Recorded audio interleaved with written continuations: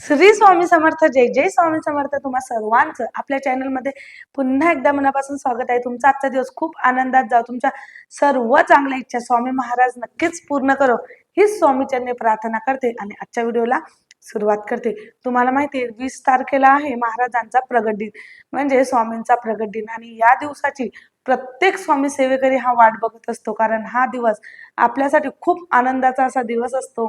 या दिवशी स्वामींचा प्रगट दिन म्हणून साजरा केला जातो, कारण स्वामी कोणाच्या पोटी जन्माला आलेले नाही आहे. स्वामींचा जन्म कोणाला माहिती नाही, ते अचानक मध्ये कर्दळी वनामध्ये प्रगट झालेले आहे, म्हणून आपण स्वामींचा प्रगट दिन म्हणून साजरा करत असतो.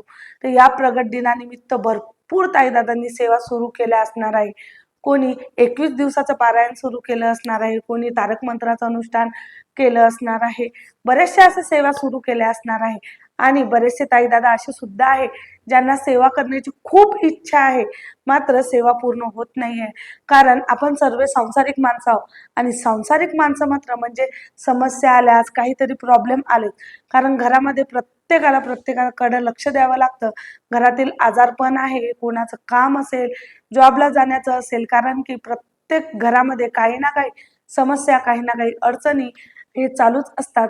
अडचणी समस्या जरी नसेल तरी काही ताणतणाव असतो, आजाराविषयी काही समस्या असतात आणि त्यामुळे सेवा होत नाही.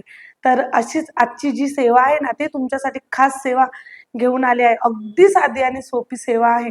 ना कुठला मंत्र लागणार आहे, ना कुठला ग्रंथ आहे, ना तुम्हाला थोडा वेळ बसून 1 तास किंवा 1.5 तास 2 तास असं बसून कुठली सेवा करायची आहे, बिलकुल नाही. अगदी कमी टायमामध्ये होणारी आजची ही सेवा आहे, ती तुम्हाला आवर्जून सर्वांना करायची आहे आणि व्हिडिओ हा शेवटपर्यंत आवर्जून बघा, म्हणजे तुम्हाला तुमच्या सर्व प्रश्नाची उत्तरे मिळतील. आणि जर तुम्ही नवीन असाल तर चॅनलला लगेच सबस्क्राईब करा, जेणेकरून असेच नवनवीन मंत्र, नवनवीन व्हिडिओ तुमच्यापर्यंत लवकरात लवकर पोहोचतील. तर बघा, सर्वात महत्त्वाचं, या प्रगट दिनानिमित्त सर्वांनी पारायण सुरू केलं असणार आहे. तर तुम्ही देखील आजपासून जरी पारायण सुरू केलं तरी सुद्धा चालेल. तुम्ही संकल्प करू शकता. मग संकल्प करून तुम्हाला कुठल्या सेवा करायच्या आहे, तर तुम्ही स्वामी चरित्र सारामृताचं पूर्ण पठण करू शकता. तुम्ही 11 वेळेस अनुष्ठान करा, म्हणजे 1 वेळा अनुष्ठान करायचं आणि आम्ही 11 पाठ करणार. एक पाठ म्हणजे पूर्ण 21 अध्याय पठण करणं. मग पहिल्या दिवशी जेव्हा तुम्ही अनुष्ठान करसाल त्या दिवशी तुम्हाला स्वामींचा अभिषेक करायचा आहे. अभिषेक केल्यानंतर मग तुम्हाला या मंत्राला म्हणजे स्वामी चरित्र सारामृत या ग्रंथाचं पूर्ण पठण करायचं आहे. जर मूर्ती नसेल तुमच्याकडे स्वामींची, तर फोटो असेल, फोटो सर्वांकडेच असायलाच पाहिजे. आहे किंवा नंतर घेईल बिलकुल नाही, स्वामी सेवेकरी आहे, फोटो छोटा का होईना, फोटो तुमच्याकडे असायलाच पाहिजे. कारण फोटो आहे किंवा मूर्ती आहे म्हणजे स्वामी आपल्या घरामध्ये रोज येतात, रोज बसतात, म्हणून फोटो प्रत्येकाच्या घराकडे, म्हणून फोटो हा प्रत्येकाकडे असायलाच पाहिजे. तर तुम्ही अभिषेक करा, त्यानंतर स्वामी चरित्र पूर्ण पठण करायचं आहे. पहिल्या दिवशी 1 पूर्ण पाठ, दुसऱ्या दिवशी पूर्ण, तुम्ही 11 पाठ करू शकता किंवा मग 7 करा, 5 करा, पण करा. आता बघा, याला तुम्हाला वेळ लागणार आहे, म्हणजे निदान 1.5 तास तरी तुम्हाला स्वामी चरित्र ग्रंथ पठण करायला वेळ लागणार आहे. जे स्वामी सेवेकरी कंटिन्यू हा पाठ करतात त्यांना 1 तास. मात्र तुमच्याकडे एवढा सुद्धा वेळ नाही, तर मी जी ही सेवा सांगत आहे ना, ही खूप महत्त्वाची आहे आणि तुम्हाला ती सेवा करायची आहे. ते म्हणजे काय, फक्त आणि फक्त स्वामींचा नामजाप.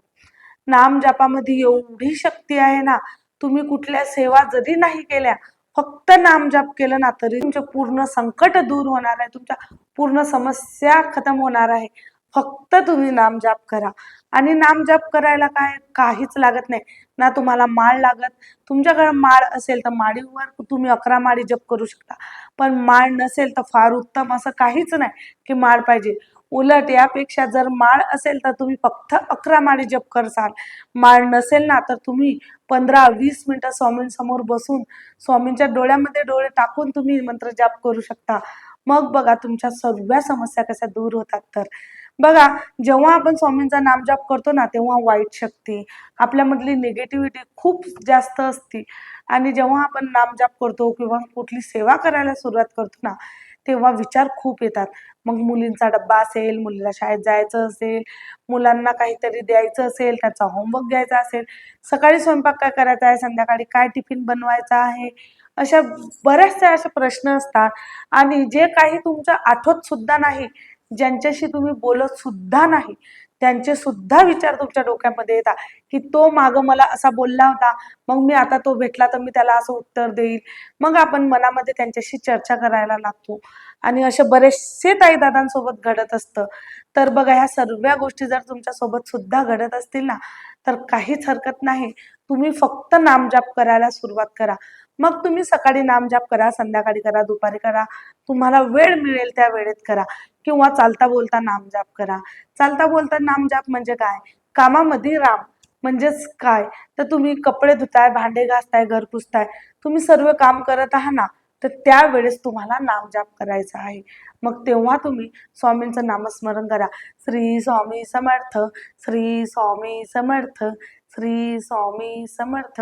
बघा, किंवा मग तुम्ही सकाळी आंघोळ वगैरे केली, टिफिन वगैरे बनवला, सर्व काही झालं, आता फ्रेश आहात, तर स्वामींसमोर बसा. स्वामींसमोर बसल्यानंतर स्वामींच्या डोळ्यामध्ये डोळे टाका. कारण जेव्हा स्वामीकडे एकटक बघसाल ना, तेव्हा कुठलीच वाईट विचार तुमच्या मनामध्ये येणार नाही. स्वामींसमोर बसा. फक्त 5 मिनिट जरी केलं तरी सुद्धा चालेल. 15 मिनिट नाही जमत, पण 5 मिनिट, दिवसाचे 5 मिनिट प्रत्येकाकडून निघतच असतात. कारण 5 मिनिट आपण मोबाईल बघण्यामध्येच गमवत असतो. व्हॉट्सअप असेल, मोबाईल असेल किंवा टीव्ही बघत असाल, पण 5 मिनिट साहजिक आहे, कोणी पण काढू शकतो. 5 मिनिट स्वामींसमोर स्तब्ध बसा, डोळे बंद करा. स्वामींना सांगा की स्वामी, मला तुमचा नामजाप करायचा आहे, माझ्या मनामध्ये कुठलेही वाईट विचार येऊ देऊ नका. स्वामींसमोर बसा आणि या नामजपाला सुरुवात करा. स्वामींच्या डोळ्यामध्ये डोळे टाका, म्हणजे स्वामींकडे एकटक बघा आणि श्री स्वामी समर्थ, श्री स्वामी समर्थ, श्री स्वामी समर्थ, श्री स्वामी समर्थ, श्री स्वामी समर्थ, या पद्धतीत तुम्हाला जप करायचा आहे. एकदम फास्ट सुद्धा करू नका. श्री स्वामी समर्थ, श्री स्वामी समर्थ, श्री नाही.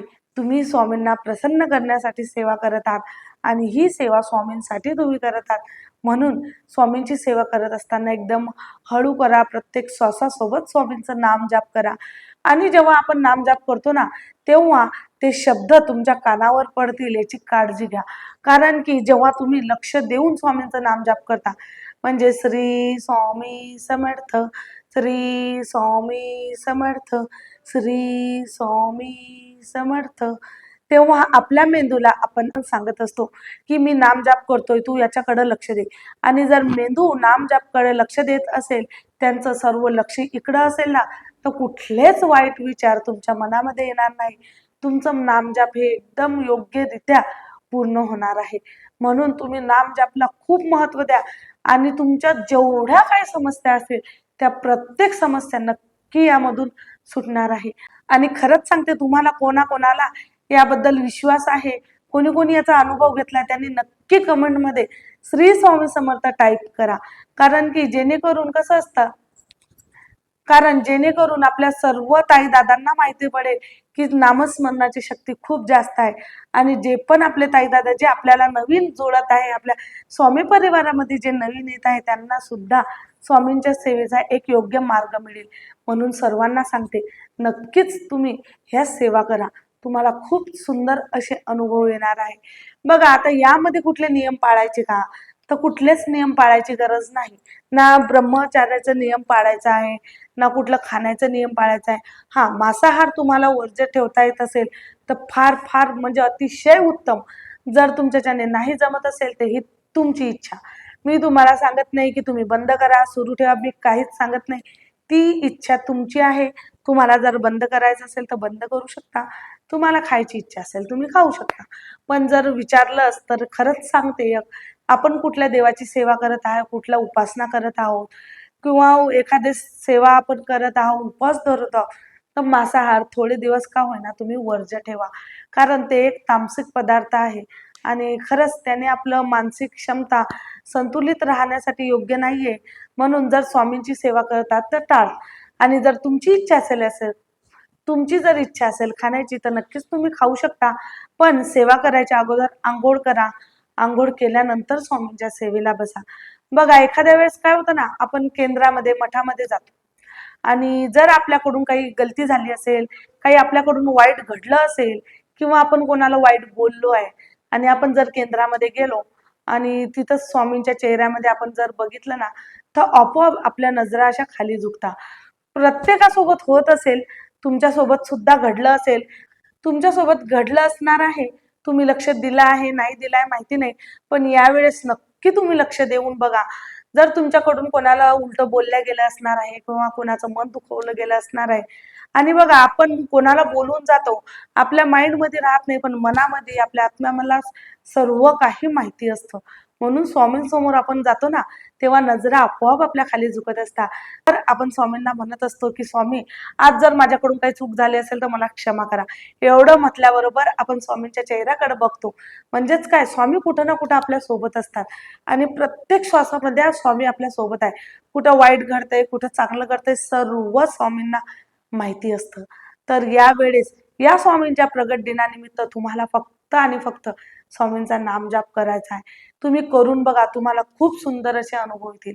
बरेच वेळेस काय होतं, आपण कुठं बाहेर जातो किंवा फिरायला जातो, कुठं गावी जात असतो आणि अचानक मध्ये स्वामींचं मोठं बॅनर दिसतं, श्री स्वामी समर्थ, किंवा मग गाडीवर स्वामींची मूर्ती दिसेल किंवा स्वामी गाडीवर किंवा मग गाडीच्या पाठीमागं लिहिलेलं असणार, भिवू नकोस मी तुझ्या पाठीशी आहे.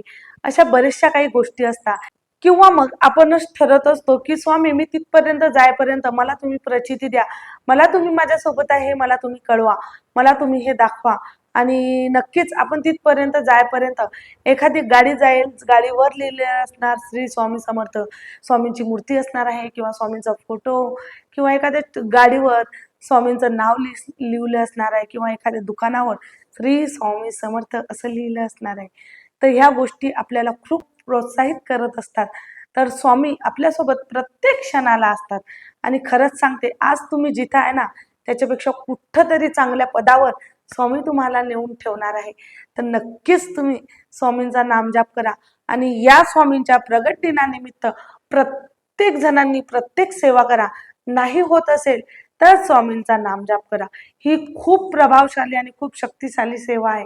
नामजापमध्ये खूप शक्ती आहे आणि स्वामी नेहमी म्हणत असतात की जो मला जपतो मी त्याला जपतो.